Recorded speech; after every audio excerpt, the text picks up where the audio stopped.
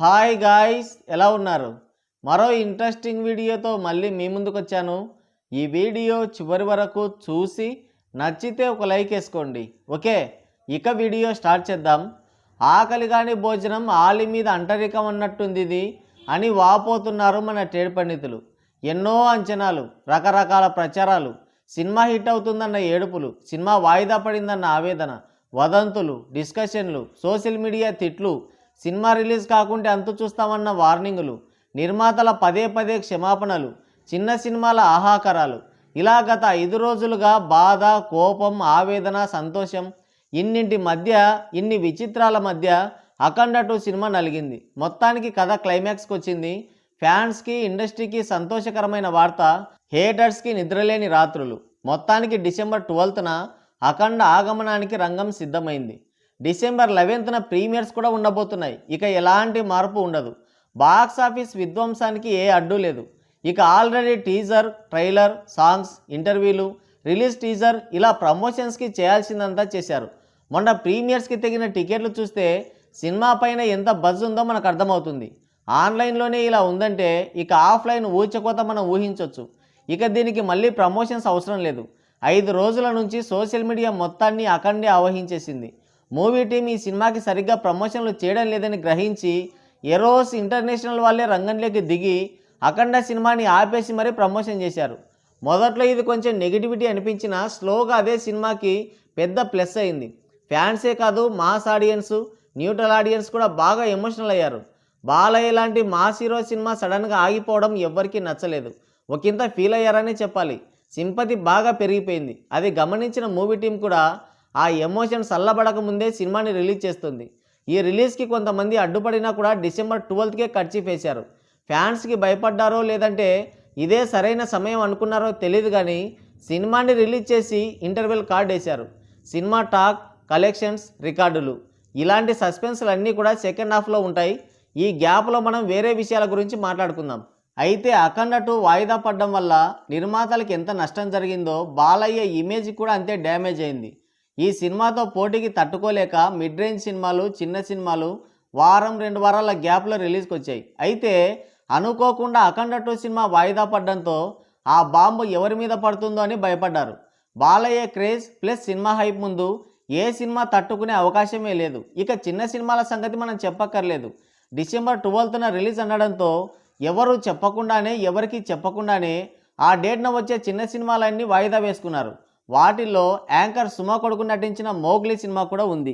అయితే ఈ సినిమాని పోస్ట్పోన్ చేసుకోవాల్సి రావడంతో ఆ సినిమా డైరెక్టర్ సందీప్ రాజన్నయ్య ఎంతో చెమటోడ్చి, రక్తం చిందించి, ప్యాషన్తో మోగ్లీ సినిమా తీశాం, కానీ రిలీజ్ విషయంలో దురదృష్టవంతుని అని ఏదో ఒక పోస్ట్ వేశాడు. ఓకే, రిలీజ్కి వచ్చిన సినిమా అయిపోవడం ఎవరికైనా బాధే. బట్ ఎవరు కావాలని చేసింది కాదు కదా. అంతటి మాస్ హీరో బాలయ్య సినిమాకే బొక్క పడింది. మనమెంత అన్నయ్య? బావ సీఎం, తను ఎమ్మెల్యే, పక్క రాష్ట్ర సీఎం మంచి సన్నిహితుడు అయినా వాయిదా పడి లబోదిబ్బం అంటున్నారు. ఈ సందీప్ రాజన్నయ్య గతంలో కలర్ ఫోటో అనే సినిమా తీశాడు. ఇప్పుడు ఇది. ఈ సినిమా హిట్ అయితే రవితేజ అంగుళంతో సినిమా తీయాల్సిందేంట, అది మిస్ అయిందంట. రెండింటికి కలిపి ఒకేసారి ఫీల్ అవుతున్నాడు. సమయం కలిసొస్తుందని బాధపడాల్సిన అవసరం ఏముంది? అసలు రవితేజతో సినిమా మిస్ అయిందంటేనే 90% వరకు సక్సెస్ అయినట్టు కదా. సరే, ఆయన ఎమోషన్ అయినది. అయితే దాన్ని చూపించి చిన్న సినిమాని తొక్కేస్తున్న బాలయ్య, అధికార మదం చూపిస్తున్న బాలయ్య, అన్నీ కొన్ని కుక్కలు మరుగుతున్నాయి. అంటే సినిమాలు తొక్కే ఫ్లోలో తన సినిమాని తానే తొక్కేసుకున్నాడా? ఏం గొర్రెలరా! ఇండస్ట్రీలో పొలిటికల్గా అంత బ్యాక్గ్రౌండ్ ఉండి, అంత స్టార్ హీరో అయ్యుండి కూడా తన సినిమా సడన్గా పోస్ట్పోన్ అయితేనే దిక్కులేదు. అధికారంలో ఉన్నారు, ఎమ్మెల్యే, బావ సీఎం కదా, ఏదో ఒకటి చెయ్యని ఎందరు ఎగదోసినా ఒక సినిమా కోసం తన అధికారాన్ని దుర్వినియోగం చేయలేదు. అది బాలయ్య అంటే. ఆ తొక్కుడే ఉంటే ఇండస్ట్రీలో బాలయ్య తప్ప ఏ గొట్టంగాడు ఉండేవాడు కాదు. అది ఈ కాంపౌండ్ చేసే పని కాదు. దానికి సపరేట్గా ఒక కాంపౌండ్ ఉంది.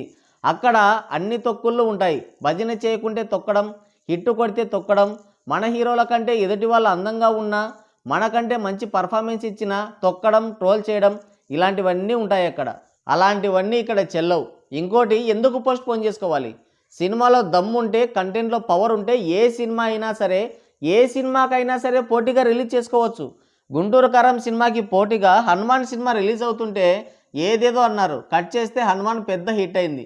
మొన్న బెల్లమన్న కిష్కిందపురి సినిమాకి పోటీగా మిరాయి సినిమా రిలీజ్ అయింది, బెల్లమన్న ఏడ్చాడు, కట్ చేస్తే 2 సినిమాలు హిట్ అయ్యాయి.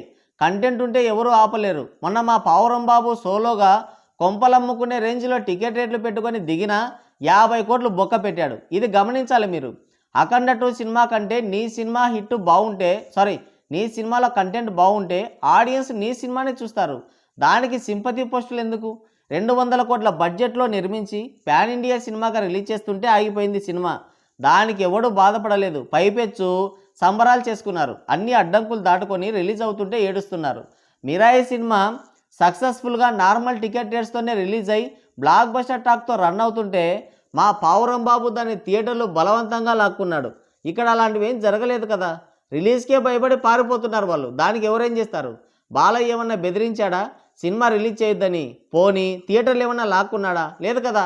అలాంటి మనస్తత్వం ఏమి ఉంటే అఖండ సినిమా అసలు ఆగిపోయేదే కాదు. ఇవన్నీ గాలి మాటలు, పొద్దుపోక కూసే కూతలు కాబట్టి పట్టించుకోవాల్సిన అవసరం లేదు.